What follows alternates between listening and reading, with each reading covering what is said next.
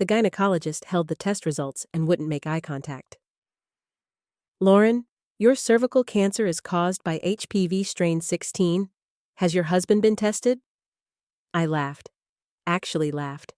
Because 3 hours earlier, I'd found texts on his phone from someone saved as Jim Sarah that said, "Can't wait for round 2 tonight." The same husband who gave me HPV was cheating while I had cancer from the STD he brought home. But here's the part that will make your blood boil.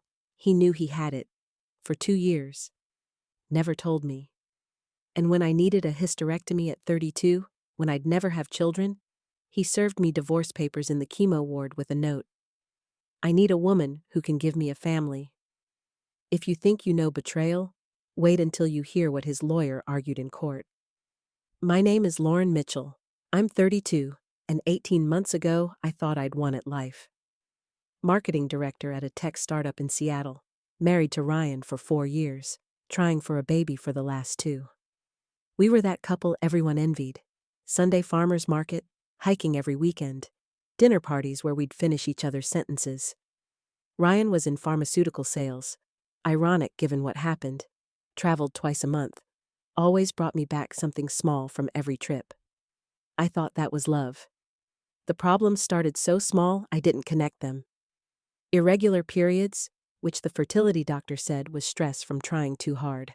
Spotting between cycles, which they said was normal when you're actively trying. Pain during sex that Ryan said was all in my head because I was too focused on making a baby. I actually apologized to him. Apologized for my body not cooperating while it was literally developing cancer. January 2024, I finally got pregnant. 5 weeks later, miscarriage. The ER doctor doing the ultrasound frowned. "There's something else here. Has anyone mentioned abnormal cells?" No one had. The follow-up appointment revealed severe dysplasia. The biopsy confirmed invasive cervical cancer, stage 2B. The oncologist asked about HPV vaccination. "I never got it," I said. "My husband and I were each other's firsts." That's what I believed. Ryan and I met in college, both virgins, both waiting for the one. He wore a purity ring until our wedding night. Made a big deal about us being each other's only partners. Used to joke we were practically unicorns in modern dating. Here's a question for you. How well do you really know your partner's past? Not what they tell you, but what actually happened. The oncologist ran the HPV test. Positive for strain 16, the highest cancer risk. "Your husband should get tested," she said. "Partners usually share strains." I texted Ryan from the exam room. He was on a business trip in Portland. "Don't worry, babe. I'm sure it's fine. These things happen." These things happen. Like cancer is something you catch from a toilet seat. Treatment started immediately.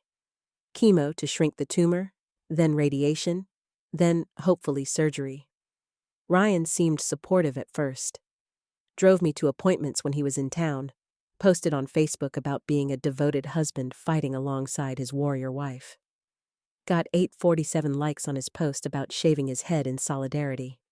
Except he never actually shaved it, wore a beanie in photos, and claimed he did. But weird things kept happening. He'd get defensive when nurses asked about his HPV status. Changed the subject when genetic counseling mentioned partner testing. His phone suddenly had a password. Business trips increased from twice monthly to every week. "Big promotion opportunity," he said. "Doing this for our future kids." Future kids. While I was facing a possible hysterectomy. March 2024, I'm in my second round of chemo, bald, vomiting constantly, and Ryan's phone buzzes on the nightstand. Message preview from Jim Sarah. "Last night was incredible. Would you look? Would you violate that trust when you're fighting for your life?" I looked. 3 months of messages. Explicit photos. Videos in our bed while I was at chemo. Plans to meet in Portland during his business trips. But the message that broke me was from 2 years ago. 2 years. "Just got my STD panel back. HPV positive, but doc says most people have it, no big deal. Won't mention to Lauren, she'd freak about nothing." 2 years ago. He knew he had HPV 2 years before my diagnosis.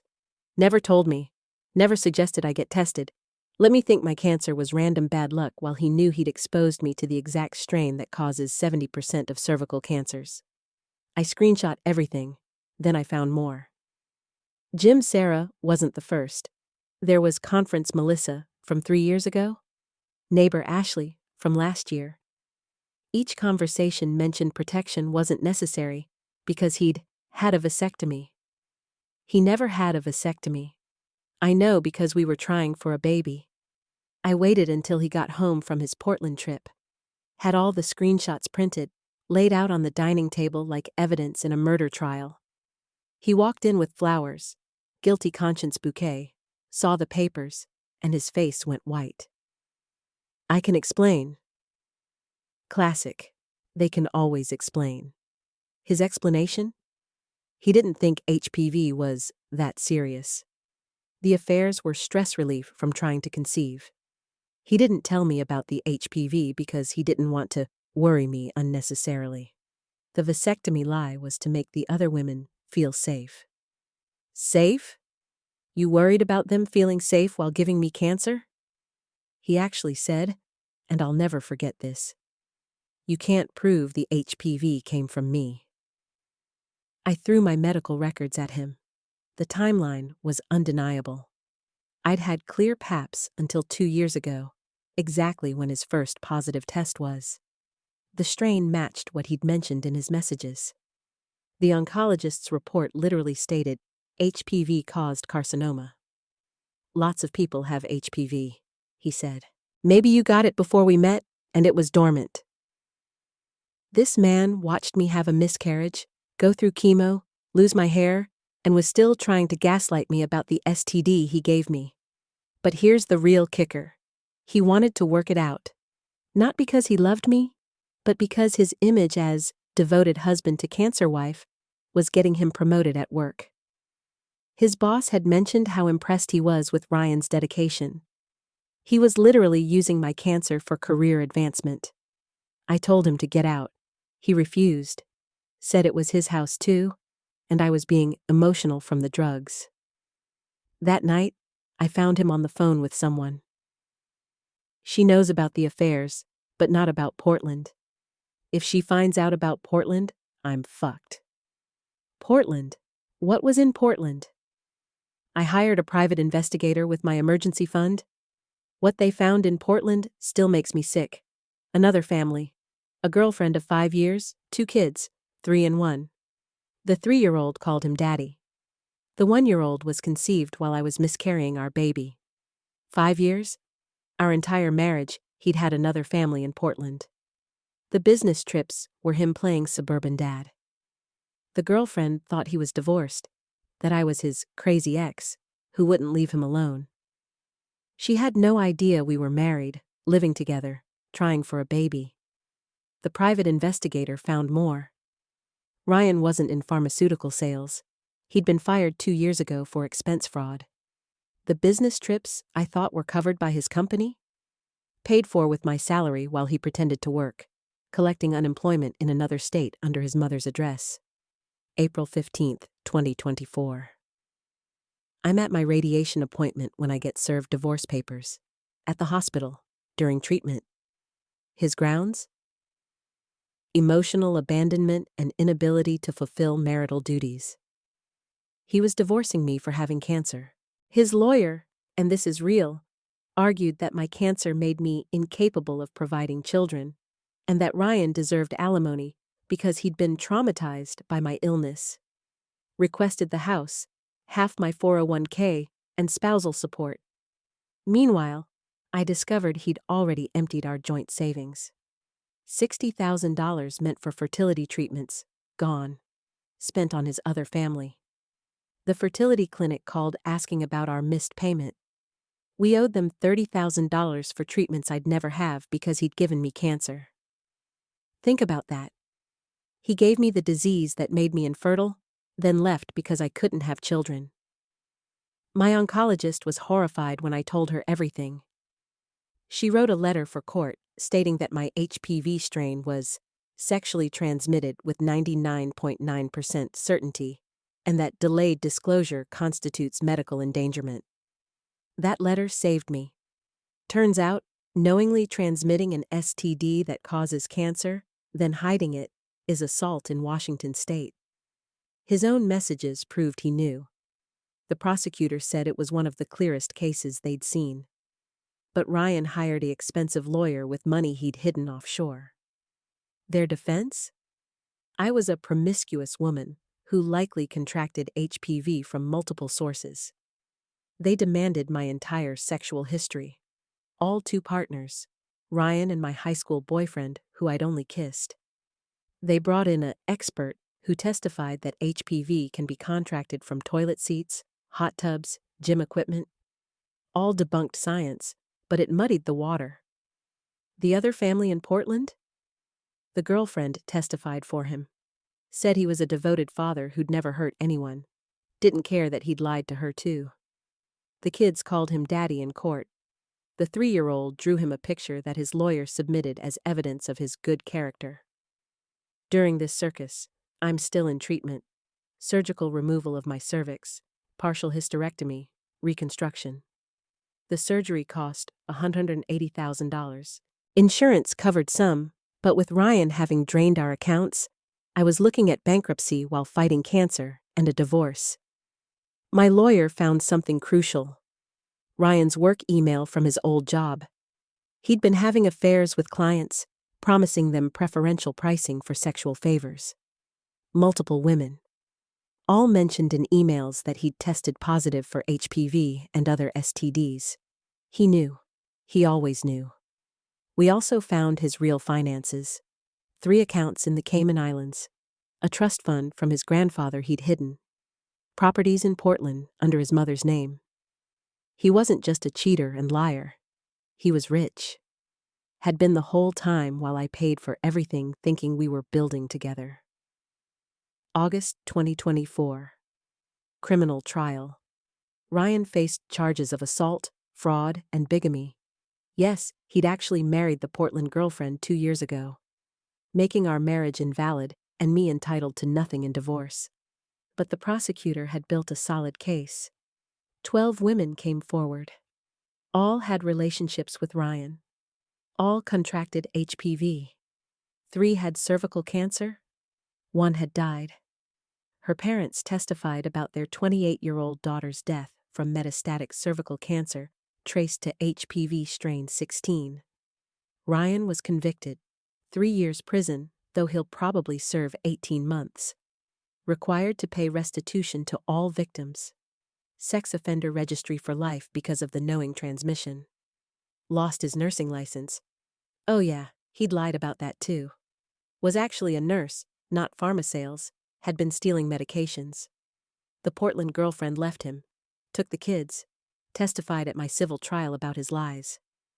We actually became friends, bonded over being deceived by the same monster. She got tested, HPV positive, precancerous cells.